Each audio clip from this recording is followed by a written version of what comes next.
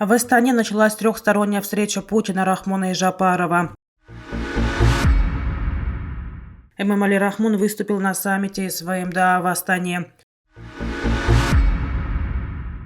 Глава МИД Республики Таджикистан рассказал коллегам по СНГ о прошедшем на границе с Кыргызстаном конфликте. Барки Тоджик официально признал, что в стране введен энерголимит. Прокурор затребовал для Далера Эмомали 10,5 лет лишения свободы. В Киргизии учения ОДКБ перенесли на более поздний срок. ПАСЕ признала российский режим террористическим. В Астане началась трехсторонняя встреча президентов России Владимира Путина, Таджикистана Эмомали Рахмона и Кыргызстана Садыра Жапарова. Она проходит в закрытом режиме. До начала переговоров Путин сообщил, что 1 миллион граждан Кыргызстана и 2 миллиона граждан Таджикистана живут и работают в России. И Кыргызстан, и Таджикистан относятся к нашим близким союзникам. Мы являемся стратегическими партнерами, отметил президент России. Встреча проходит в рамках совещания по взаимодействию и мерам доверия в Азии в Астане. Ожидается, что одной из тем совещания станут конфликты на таджикско-кыргызской границе. Сегодня президент Таджикистана Эмомали Рахмон выступил на саммите совещания по взаимодействию и мерам доверия в Азии в Астане. Об этом сообщает пресс-служба президента.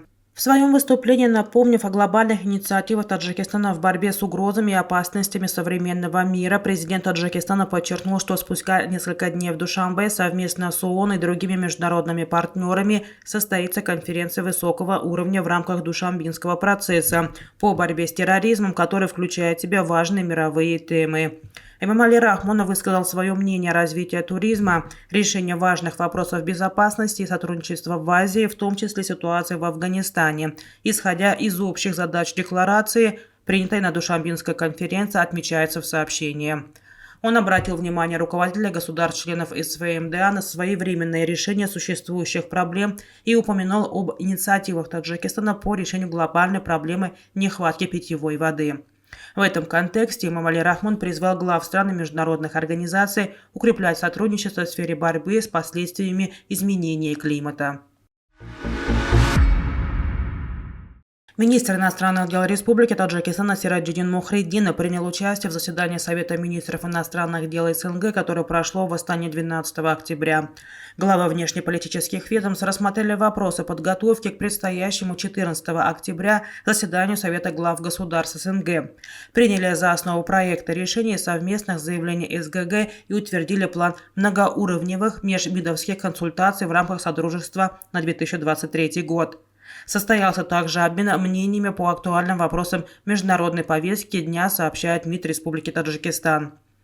Отмечается, что в ходе заседания глава МИД Таджикистана в ответ на необоснованное заявление на кыргызской стороны представил государствам-участникам СНГ подробную информацию о последствиях заранее спланированной военной агрессии Кыргызстана в отношении Таджикистана, в результате которой были убиты более 50 и пострадали около 200 мирных жителей.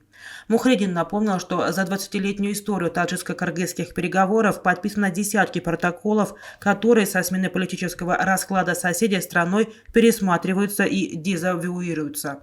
Министр иностранных дел Таджикистана отверг инициацию кыргызской стороны, которая упоминала соглашение о создании Содружества независимых государств и Алматинской декларации, выдавая их за правовую основу для определения государственной границы. Госэнергохолдинг Барки Тоджик после двухнедельных жалоб жителей на отключение электроэнергии подтвердил, что в стране введены ограничения на подачу света, но отметил при этом, что это вынужденная мера.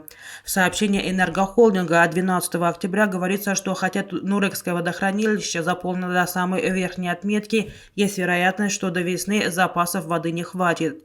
Эта ситуация, по словам чиновника Госэнергохолдинга, стала причиной дефицита электроэнергии в размере более 1 миллиарда киловатт-часов в этом году. В среднем приток воды в реке Ваш в летний период составляет от 2000 до 2500 кубометров в секунду, в зимний период 150-200 кубометров. Для производства электроэнергии зимой в основном используются запасы водохранилища, отметили в Барки Тоджик.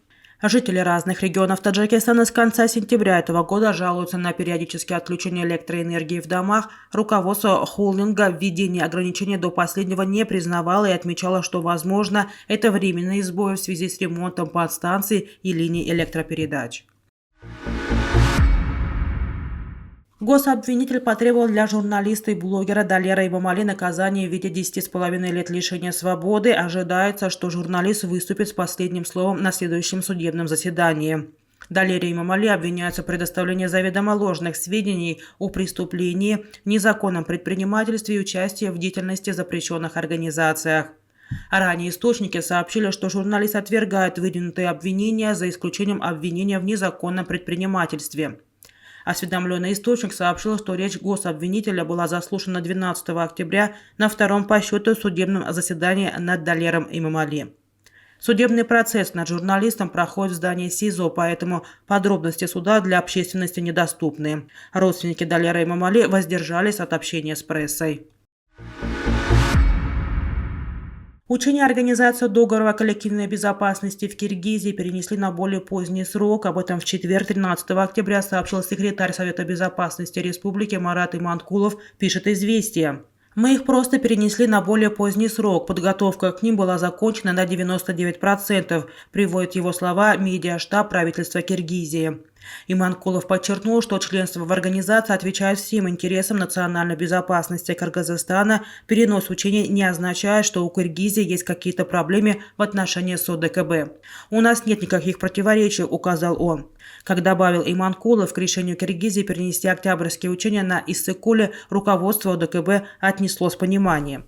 Ранее Министерство обороны Киргизии отменило командные штабные учения миротворческих сил «Нерушимое братство-2022» на своей территории. Как пояснил вице-премьер страны Эдил Байсалов, отмена учения связана с недавними боестолкновениями на кыргызско-таджикской границе.